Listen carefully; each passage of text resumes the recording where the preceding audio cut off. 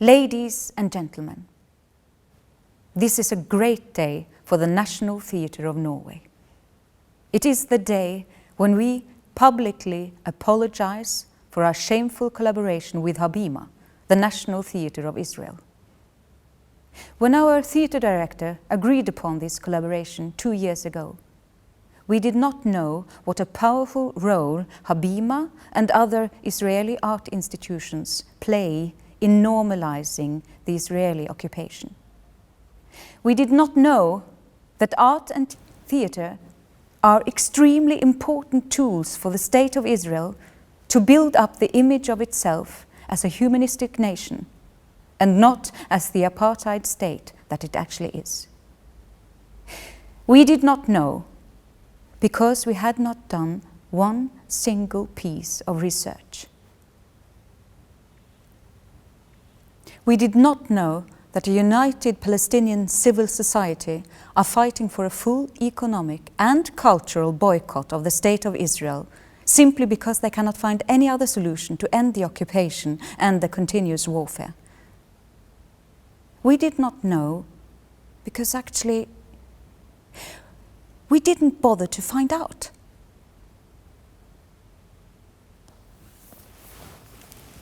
So how, ladies and gentlemen, in the name of Ibsen and Sophocles, could we have been so blind? Just as we were collaborating, Israel executed its horrific bombing over the Gaza Strip. 500 Palestinian children lost their lives while Habima was busy entertaining Israeli soldiers. While 370,000 Palestinian children, according to UNICEF, suffered from explicit trauma caused by Israeli bombings, we were busy embracing the rhetoric of cultural dialogue. Cultural dialogue. As if this was a conflict between equal parties that only need some dialogic therapy and then hatred will disappear. This is a colonial conflict. It's not some passionate feud between the Montagues and the Capulets who only need to sit down and talk and then love will flourish forever. It is a colonial conflict based on ethnic cleansing, racism, occupation and apartheid. But of course, we didn't know, and for this we are very, very sorry and awfully ashamed.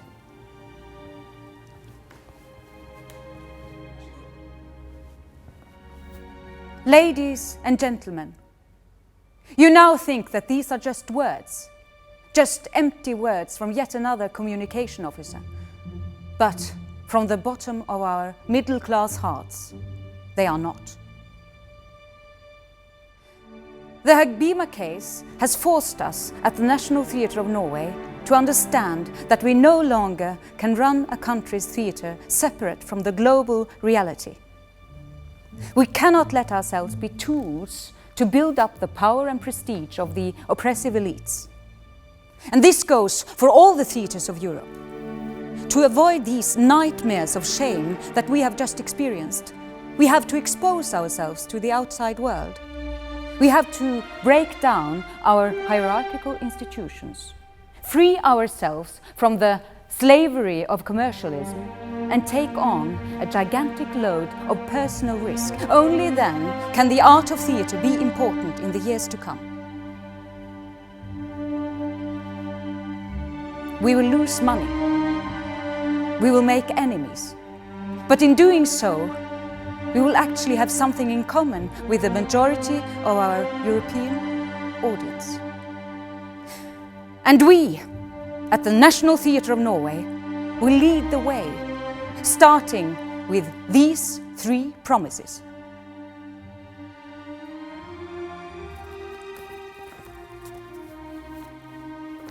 1. The National Theatre of Norway will fully support the Palestinian call for boycott, divestment and sanctions of Israel. With immediate effect, we will also cancel our membership with the politically irresponsible European Theatre Union. 2. For 2 years, starting in 2017, we will dedicate all our means of production to work with the situation in the Middle East.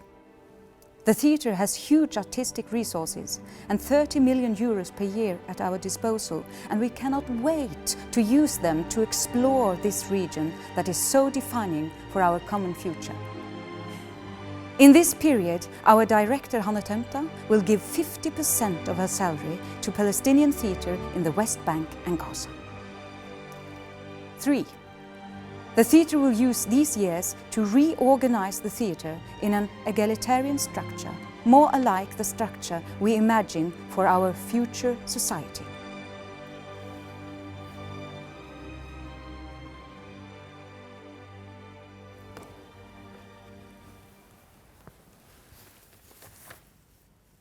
And lastly, the Habima case has made us remember something that we had forgotten for a very long time. Theatre can be important. And for this reminder, we are forever grateful. Free Palestine. Long live the National Theatre of Norway.